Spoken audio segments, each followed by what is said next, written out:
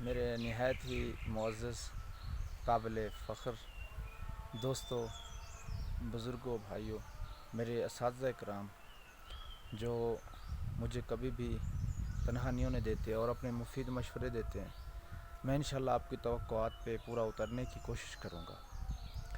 دوست احباب کہتے ہیں کہ آپ جو ہم بتاتے ہیں اگلے دن وہ ویڈیو نہیں ہوتی بلکہ دوسری ہوتی ہے۔ بس دراصل بات یہ ہے کہ ہم لکھنے پڑھنے والے لوگ ہیں، تو جب دل کرتا ہے کسی چیز کا تو وہ کر دیتے ہیں، جب دل کرتا ہے آپ کی ڈیمانڈ پوری کرنے کا تو وہ بھی کوشش کرتے ہیں کر دیں۔ تو انشاءاللہ تعالیٰ آپ کی ہر چیز کو بھی پریارٹی دی جائے گی۔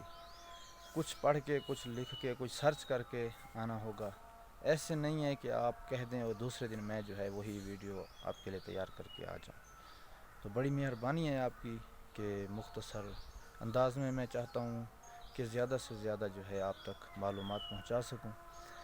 اب میں چاہتا تھا کہ طبقاتی تفریق پہ بات کروں، کیونکہ میری ریسرچ بھی اشتراکیت، کارل مارکس اور فاشزم، جتنا بھی ڈکٹیٹرشپ، یہ ساری چیزیں آتی رہی ہیں۔ تو میں نے کارل مارکس کی ایک بات بہت اچھی جو مجھے پسند آئی ہے، وہ یہ ہے کہ کارل مارکس نے کہا کہ طبقاتی معاشرے میں غیر جانبداری منافقت ہے۔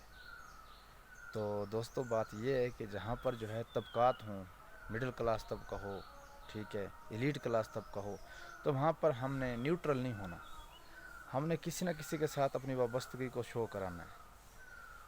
حقیقت تو یہ ہے کہ مخلوق الحال طبقہ ہی اس چیز کا زیادہ حقدار ہے کہ اس کی طرفداری کی جائے، اس کی اشک شوئی کی جائے، اس کے ساتھ جو ہے رواداری کی جائے اور اس کے مسائل کو حل کرنے کی تگ و دو کی جائے۔ یہاں پر میں یہ عرض کروں گا کہ یہ طبقات جو ہیں قدرت کی طرف سے بنے ہوئے نہیں تھے۔ ہم خالی ہاتھ اس دنیا میں آئے تھے اور خالی ہاتھ ہی جانا ہے۔ کوئی زمین کے کاغذات، فیکٹریوں کے جائیدادیں، بینک بیلنس ساتھ نہیں جانا، خالی ہاتھ آئے تھے، خالی ہاتھ جانا ہے۔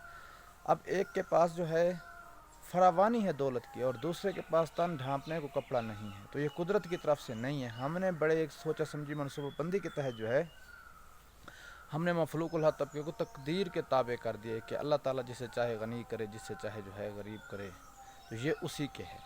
ہم اس پہ بھی یقین رکھتے ہیں، لیکن جو دولت ہم نے روک رکھی ہے، جو ناجائز ذرائع سے اکٹھی کی ہے، اس کا جو ہے حساب، اور غربت و افلاس کی دلدل میں لوگوں کو، غریبوں کو اتارنے والے اپنے گریبانوں میں جھانکیں۔ کیا ہم زکوٰۃ ادا کرتے ہیں؟ جب رمضان المبارک کا مہینہ آتا ہے، مبارک مہینہ آتا ہے، تو ہم بینکوں سے پیسے نکلوا لیتے کہ ہماری زکوٰۃ نہ کٹ جائے۔ تو بھائی یہ کب تک ہم نیوٹرل ہو کر جی سکتے ہیں؟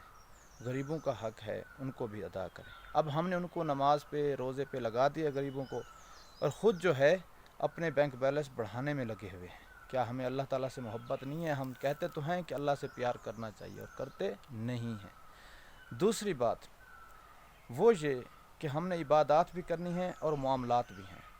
ہمارے اخلاقیات جو ہیں وہ انتہائی گراوٹ کا شکار ہیں۔ پورا معاشرہ اخلاقی گراوٹ کا شکار ہے، اس کی اخلاقی سطح بلند نہیں ہے۔ آپ مسجد میں چلے جائیں تو وہاں نمازی رو رہا ہے، اس کے جوتے اٹھا لیے گئے ہیں۔ آپ دیکھیں گلی محلے کے اندر دیکھیں تو وہاں پر چوریاں، ڈکیتیاں، قتل و غارت عام ہے، کسی کی عزت، آبرو، جائیداد محفوظ نہیں ہے۔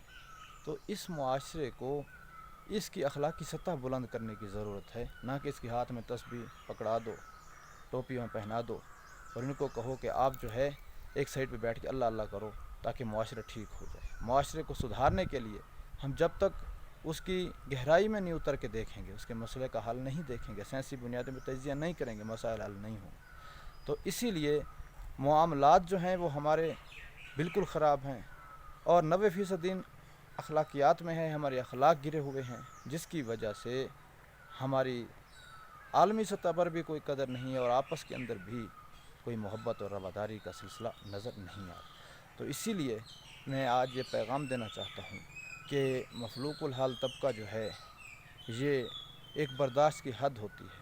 خدا کی قسم سفید پوش طبقہ اب اس اتنی سخت میں نہیں ہے کہ وہ اب عزت سے جی سکے، تو لہٰذا ان کا بھی خیال رکھنا۔ افطاری کے ٹائم افطاری کی جو کھانے کی چیزیں ہیں وہ سٹیٹس اور فیس بک پہ اور ٹویٹر پہ شیئر نہ کرنا، ٹھیک ہے۔ اور خود بھی بانٹ کے کھانا ہے. جتنا بھی رب دے اس کا شکر ہے، لیکن کھانا ہم نے بانٹ کے ہے. تو بانٹنے والے کبھی بھوکے نہیں رہتے اور جمع کرنے والے کبھی سیر نہیں ہوتے. تو آپ سے گزارش ہے کہ آپ انہی چیزوں کو ملحوظ خاطر رکھیں، تو انشاءاللہ مسائل حل ہوتے جائیں گے. خدا کے بندے تو ہیں ہزاروں بنوں میں پھرتے ہیں مارے مارے، میں اس کا بندہ بنوں گا جس کو خدا کے بندوں سے پیار ہوگا. تو اگر ہمیں اللہ کے بندوں سے حقیقی طور پر پیار ہے، محبت ہے، تعلق ہے، ہمیں اس کا ثبوت بھی دینا پڑے گا. تو انشاءاللہ تعالی یہ مسائل حل ہوتے جائیں گے، غربت و افلاس ختم ہو جائے گی اور معاشرہ جو ہے ترقی کی راہ پر گامزن ہوگا. اور اس کا جو ہے سارے کا سارا ہم نے انفرادی طور پر کرنا ہے، نہ حکومت کا کام ہے، نہ امریکہ کا کام ہے، نہ چائنا کا کام ہے. جب تک احساس مروت ہمارے اندر موجود ہے، احساس ذمہ داری ہے، تو انشاءاللہ تعالی ہم دوبارہ اپنے پاؤں پہ کھڑے ہو سکتے ہیں. تو اللہ آپ کا اور ہمارا حامی و ناصر ہو. دعاؤں میں یاد رکھیے گا. انشاءاللہ آپ کی توقعات کے مطابق حاضر ہوں گے. دوست اب آپ کہتے ہیں کہ آپ کبھی نا چینل پہ نہیں بتاتے کہ چینل کو سبسکرائب کریں، بیل آئیکن کلک کریں، یہ وہ. بھائی میں اس کا روادار نہیں ہوں. میری باتیں اگر ٹھیک لگ رہی ہیں، وہ معاشرے کو فائدہ ہو رہا ہے، آپ کی اخلاقی سطح بلند ہو رہی ہے، آپ کو کچھ فائدہ ہے، خیرت افروزی ہو رہی ہے، معلومات عامہ مل رہی ہیں، کچھ اچھے رائٹرز کی باتیں آپ تک آ رہی ہیں مختصراً، تو آپ کریں اس کو، نہ کریں. میں کبھی بھی کسی ویڈیو میں یہ ریکویسٹ نہیں کر سکتا. نہ میں نے ویڈیو اس لیے بناتا ہوں کہ میرے پبلک میں جو ہے انٹریکشن ہو، بڑے ویور آئیں، یہ وہ نہیں. لگا دیتے ہیں بس. اللہ تعالیٰ میرے شاگردوں کو، دوستوں کو، احباب کو، وہ سب کو توفیق دیتا ہے، وہ دیکھ لیتے ہیں، آگے بھیج دیتے ہیں.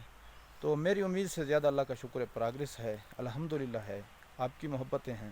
لیکن میں کبھی نہیں کہوں گا کہ اس کو شیئر بھی کرو، بیل آئیکن دباؤ اور سبسکرائب بڑھاؤ. نہیں، وہ جو اللہ نے علم دیا ہے، جیسے جیسے اللہ ہمیں علم دیتا جائے گا، ہمارے ویور بڑھتے جائیں گے، ہمارے سبسکرائبر بھی بڑھتے جائیں گے، اور انشاءاللہ ہماری پبلسٹی بھی ہوتی جائے گی.